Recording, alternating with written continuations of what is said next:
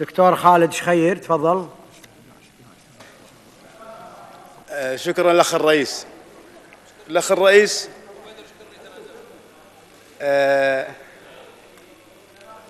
شكرا الأخ الرئيس. بالنسبة للجامعة، أنا أعتقد أن اليوم إحنا كمجلس أمة مطالبين بإقرار هذه الجامعة لسبب أن اليوم أبنائنا من يحصل على مؤهل علمي يتيح له دخول جامعة الكويت نظرا لمحدودية المقاعد لا يتم قبوله في الجامعة. علاوة على ذلك، بعض أبنائنا من المتفوقين في الثانوية العامة لا تتوافر لهم فرص الدراسة في الكويت. أنا أعتقد الأخ الرئيس أن هناك توافق كبير في اللجنة التعليمية مع الأخ الوزير والأخوة في الهيئة. اليوم هذا القرار أو هذا المشروع ليس بجديد، هذا المشروع تم إعداده من فترة طويلة، هذا المشروع تم إعداده من قبل مستشار كندي من فترة طويلة، وهناك توافق كبير في اللجنة التعليمية. فلسفة هذا المشروع تقوم على نقطة مهمة جدا. إحنا اليوم الحكومة هذه والحكومات السابقة لم تعطينا الثقة في أنها جادة في إنشاء حكومات أخرى. في كل دول المنطقة هناك جامعات حكومية متعددة إلا في الكويت.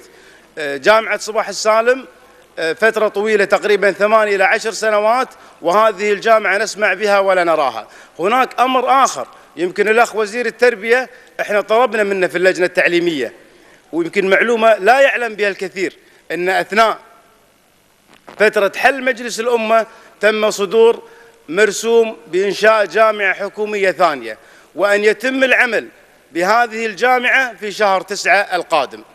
ولم نرى إلى هذه اللحظة أي تحرك واضح من الحكومة، لأن شهر 9 قريب ولا يوجد هناك مراسيم أو قرارات واضحة فيما يخص التعيينات في أعضاء هيئة التدريس أو توفير مبنى. فلسفة المشروع اللي قاعد نقدمه الآن أن الجامعة موجودة، الكليات موجودة، ما نريد فقط التوسع في الكليات.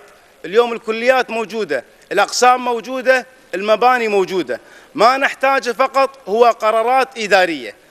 الجامعة هذه كذلك هناك أتمنى من الحكومة في اللائحة الداخلية لهذه الجامعة أن تضع بعين الاعتبار تعيين حملة الدكتوراه، لأنهم بأعداد كبيرة يغطون جميع التخصصات، فيجب أن يكون لحملة الدكتوراه أولوية تامة في هذه الجامعة. شكرا لك الرئيس.